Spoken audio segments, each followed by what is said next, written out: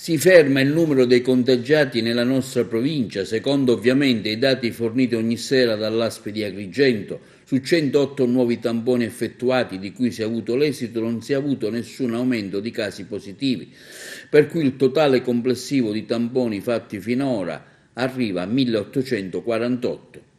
I soggetti della nostra provincia ricoverati negli ospedali siciliani adeguatamente attrezzati sono così distribuiti: 5 a Caltanissetta, ospedale Sant'Elia, e 1 ciascuno nei centri ospedalieri di Caltagirone, Marsala, Messina, Partinico, per un totale di 10 malati.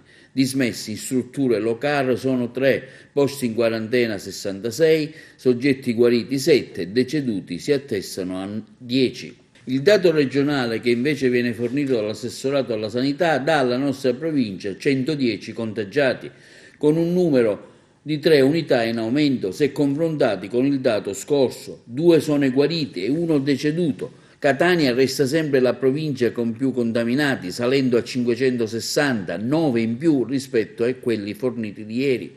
A seguire è Messina con 330 casi, 3 casi in più, Enna con 279 persone, 6 in più, Palermo con 286 fa un balzo in avanti registrando 10 malati in un giorno.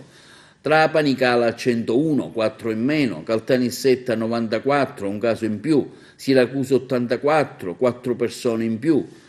E sempre ultima resta la provincia di Ragusa con 49 contaminati, registrandone 2 casi nuovi.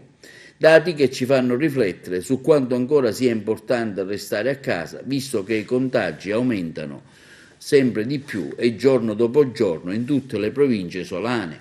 Intanto sentiamo il direttore sanitario dell'ASP di Agrigento, il dottor Gaetano Mancuso, che ha fornito ulteriori ragguagli sul lavoro che quotidianamente svolgono all'ASP di Agrigento per contrastare gli effetti del coronavirus.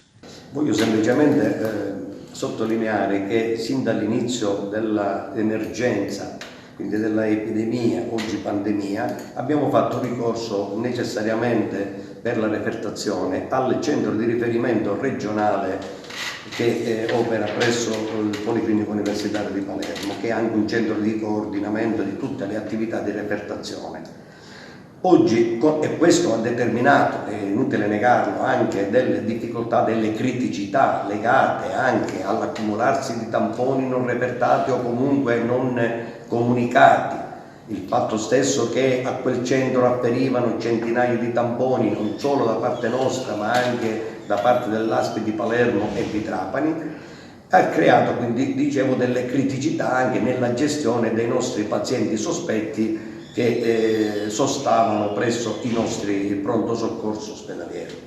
Da ieri, dopo l'acquisizione delle apparecchiature per l'analisi per il test molecolare che ci consente oggi di emanciparci rispetto al centro di riferimento regionale, che mantiene comunque sempre un'attività di controllo e di coordinamento anche su quelle che sono le attività di processazione che abbiamo già iniziato a fare nella nostra ASP, sotto la accorta guida del dottore Friscia e della sua equipe. Oggi, ripeto, siamo nelle condizioni di creare un momento di accelerazione, di certezza e di rapidità nella processazione dei tamponi e quindi nella individuazione dei sospetti Covid e quegli altri che invece Covid non sono.